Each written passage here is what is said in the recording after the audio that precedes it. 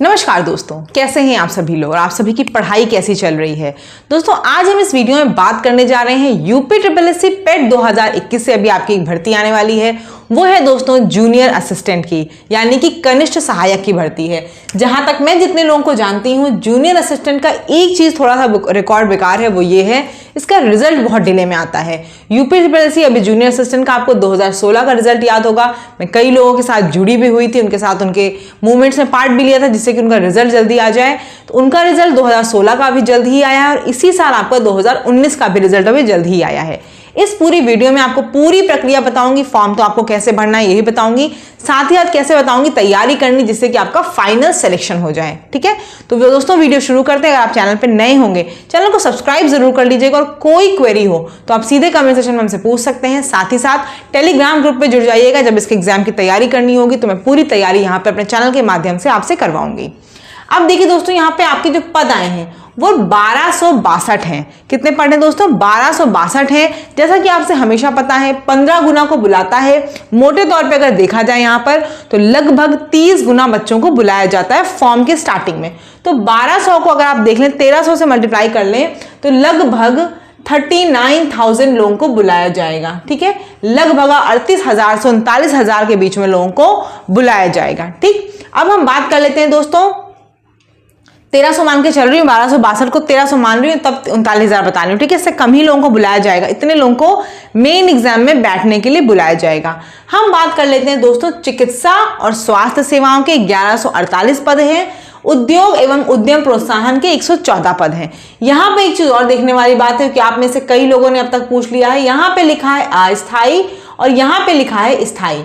दोस्तों जब कोई गवर्नमेंट जॉब आती है और उसमें ये लिखा होता है, इसका मतलब ये नहीं है कि वो फॉर्म आपका या वो नौकरी आपकी सरकारी पूरी तरह से नहीं है। वो पूरी तरह से सरकारी है, लेकिन जैसे आप जानते होंगे बैंक वगैरह में होता है, किसी भी विभाग में आप सरकारी विभाग में जब जाते हैं तो आपका कुछ टाइम का प्रोबेशन पीरियड होता है। उस प्रोबेशन पीरियड को जब आप अचीव कर लेते हैं, 2 साल 1.5 साल जो भी उनका होता है, उसके बाद आप एक तरह से परमानेंट एम्प्लॉय हो जाते हैं। ठीक है, उस बीच में अगर आप जॉब छोड़ते हैं या कुछ होती है तो कुछ कंडीशंस होती हैं। सेम वही यहाँ भी है, ये आपकी अस्थायी है तो इसका मतलब ये नहीं कि आप परमानेंट नहीं होंगे, आप परमानेंट होंगे। 1-1.5-2 साल बाद कुछ उनका क्राइटेरिया होगा, उसके बाद आपको परमानेंट कर दिया जाएगा। ठीक है, अब देख लेते हैं पहले इसका सिलेक्शन प्रोसेस क्या है, या उसके पहले देख लेते हैं दोस्तों कि फॉर्म की डेट क्या है। फॉर्म आपका 21 नवंबर से भरा जाना है और आखिरी डेट क्या है दोस्तों? 14 दिसंबर तक आप इस फॉर्म को भर सकते हैं। 21 नवंबर से 14 दिसंबर तक आप इस फॉर्म को भर सकते हैं और फीस आपकी मात्र 25 रुपए का शुल्क होगा, जो आपको पता है कि प्री के बाद आपको मेंस के लिए भरना होता है। जब आप शॉर्टलिस्टिंग आ जाएगी, शॉर्टलिस्टिंग में आपका नाम आ जाएगा, उसके बाद आपको पूरा पेमेंट करना होगा। ठीक है, अब बात अगर कर लें योग्यता की दोस्तों, योग्यता तो यहां वैसे खाली 12th पास चाहिए। एज आपकी 18 से 40 मांगी गई है, लेकिन इसमें एक बहुत बड़ी चीज है।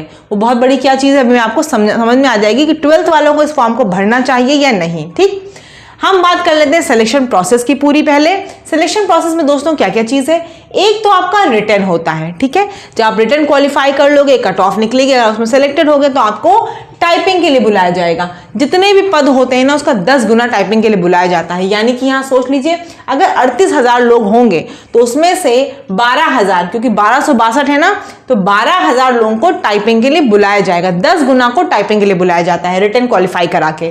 फिर फाइनली आपका डीवी होगा और डीवी के भी यहाँ पर मार्क्स होते हैं। यहाँ पर जो आप डॉक्यूमेंट दिखाते हो ना, उसके मार्क्स होते हैं। कैसे होते हैं, क्या है, सारी चीजें समझते हैं। 3 सेक्शन आपके इसमें होते हैं दोस्तों। प्रीवियस ईयर अगर आप बोलोगे तो टेलीग्राम पे मैं प्रोवाइड करा दूंगी आपको। 3 सेक्शन होते हैं। कौन कौन से आपके? हिंदी आपका 60 अंकों का आता है, रीजनिंग आपका 30 अंकों का आता है, जीएस आपका 40 अंकों का आता है। यानी कि कुल आपका पेपर जो होता है वो 130 अंकों का होता है। लेकिन जो आपके फाइनल मार्क्स आते हैं दोस्तों वो हाफ हो जाते हैं। यानी कि हिंदी आपका हाफ होके 30 हो जाता है, रीजनिंग आपका हाफ होके 15 हो जाता है, जीएस आपका हाफ होके 20 हो जाता है। कुल जो आपको अंक मिलते हैं वो 65 में से मिलते हैं। अगर अभी हम पिछले साल की बात कर लें, 2019 में कुल आपकी 1400 भर्तियां थी। कितनी पोस्ट थे?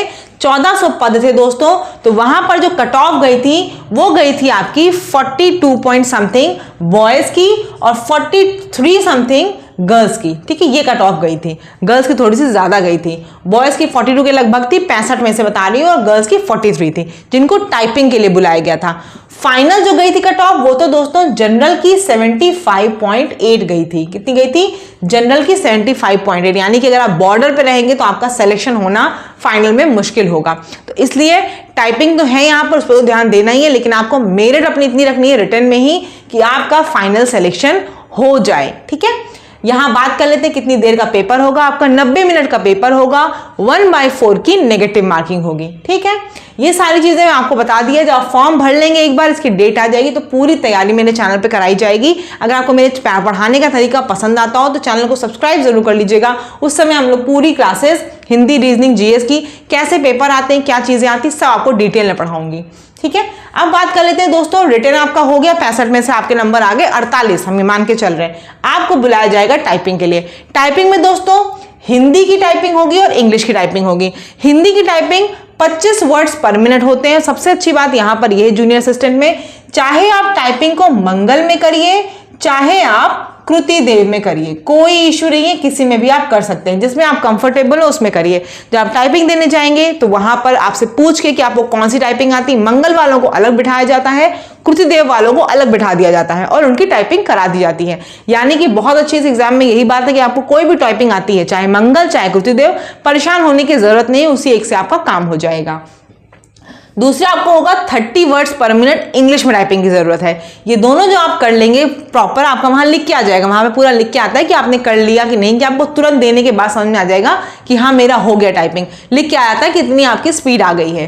तो टाइपिंग आपकी वहां पे हो जाएगी और उसके बाद आपका डीवी होगा। अब हम बात करते हैं डीवी की, क्योंकि यहां पर डीवी का भी बहुत इंपॉर्टेंस है। कैसे है? डीवी के मार्क्स जुड़ते हैं। यहां पर कैसे जुड़ते हैं दोस्तों? अगर आपके 12th में 60% या उससे ज्यादा हैं तो आपको कितने अंक मिलते हैं? 20 अंक मिलते हैं, ठीक है। इसी तरह अगर आपके ग्रेजुएशन में 60% या उससे ज्यादा है तो आपको 10 अंक मिलेंगे। यही बात अगर मैं 45 से 60 यानी कि सेकंड डिवीजन अगर आपके मार्क्स हैं तो आपको 12th में 15 नंबर दिए जाएंगे, और अगर ग्रेजुएशन में है तो आपको 8 अंक दिए जाएंगे। यही बात अगर हम कर ले 33 से 45 यानी थर्ड डिवीजन अगर आपकी है तो 12th में आपको 10 ही अंक मिलेंगे और आपको ग्रेजुएशन में सिर्फ और सिर्फ 5 अंक मिलेंगे। तो देखिए मैं जो बताया था ना आपको, 12th वालों को क्या नुकसान है। 12th वाला बच्चा अगर फॉर्म भर लेगा कोई दिक्कत नहीं है, लेकिन फाइनल आप समझ सकते हैं ग्रेजुएशन जिनके 60% से ऊपर उनको 10 नंबर फ्री के मिल जाएंगे और आप 10 नंबर पीछे हो जाओगे। तो आप यहां कितना भी अंक स्कोर कर लो, जरूर मेरिट में पीछे हो जाओगे।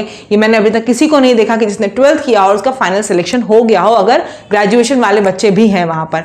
इसीलिए आप लोगों को सजेशन दे रही हूं, भर दीजिएगा, भरने में कोई बुराई नहीं है, लेकिन देखिए फाइनल में सिलेक्शन में मुझे पता है कि थोड़ी सी दिक्कत आने वाली है। तो यहां पे से अब आपको समझ में आ गया हो कि कितने नंबर कैसे मिलेंगे। मैं मॉड्यूल फिर समझा देती हूँ। रिटर्न जो आपका होगा वो कितने का होगा दोस्तों?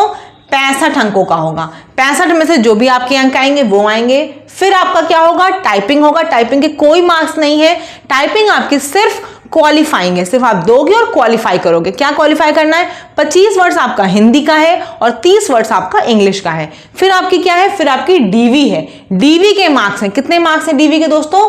30 अंक हैं। 30 अंक किसके हैं? ग्रेजुएशन प्लस इंटर के। मैंने बताया ना, इंटर में अगर आपके फर्स्ट डिवीजन से ऊपर है तो 20 अंक मिल रहे हैं, और ग्रेजुएशन में अगर आपके फर्स्ट डिवीजन से ऊपर है तो आपको 10 अंक मिल रहे हैं। तो ये 30 अंक आपको यहां से मिलते हैं ग्रेजुएशन और इंटर से।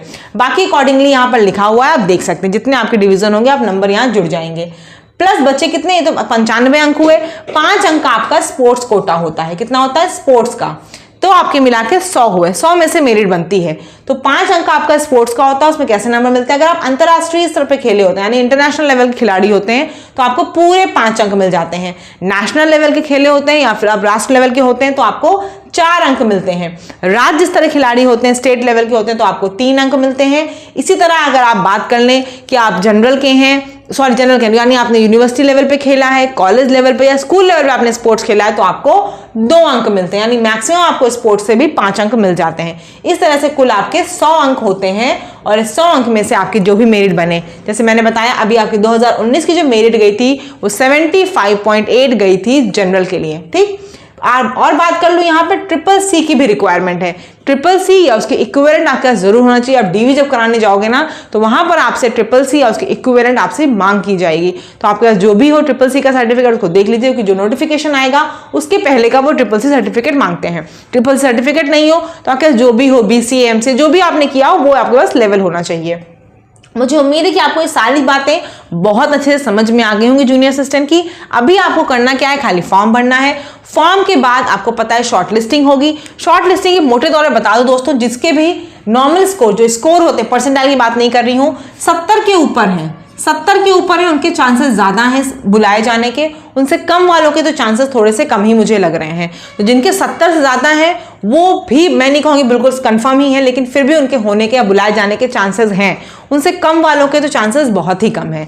तो आप सभी लोग देख के अपने हिसाब से इसको भरिएगा फॉर्म। आप एक फॉर्म भर देंगे, फिर मैंने बताया ना यहाँ पे इस चैनल पे आपकी पूरी पढ़ाई की जाएगी, पूरी तैयारी कराई जाएगी, लेकिन वो तभी होगा जब आपका ये फॉर्म भर के शॉर्ट लिस्टिंग होके एग्जाम की डेट का पता चल जाएगा। अभी तब तक आपको मैंने बताया इसमें क्या होना है, कैसे होना, तो आप देख लीजिए। अगर आपको टाइपिंग नहीं आती तो टाइपिंग अभी से सीखना शुरू कर दीजिए, क्योंकि टाइपिंग में आजकल सब लोग धुरंधर हो चुके हैं। टाइपिंग की वजह से किसी का एग्जाम रह जाए ऐसा बहुत ही कम हो रहा है। अगर आपको लगता है कि आप इस एग्जाम के कैपेबल हैं, आराम से क्वालिफाई कर सकते हैं, तो जरूर कर लीजिएगा। मैं जल्द ही कोशिश करूंगी कि आपके किसी जूनियर असिस्टेंट से बात भी करा दूं, जिससे आपको सारी चीजें पता चल जाए। बाकी मुझे सारी चीजों की जानकारी है, मैं आपको बहुत ही अच्छे से गाइड कर लूंगी। धन्यवाद। अगर चैनल पर नए हो सब्सक्राइब जरूर कर लीजिएगा और साथ साथ टेलीग्राम ग्रुप पे भी जुड़ जाइएगा, क्योंकि जब मैं आपको यहाँ पढ़ाऊंगी तो इसके जो नोट्स होंगे, जो भी प्रॉपर चीजें होंगी, वो वहीं आपको प्रोवाइड करी जाएंगी। धन्यवाद।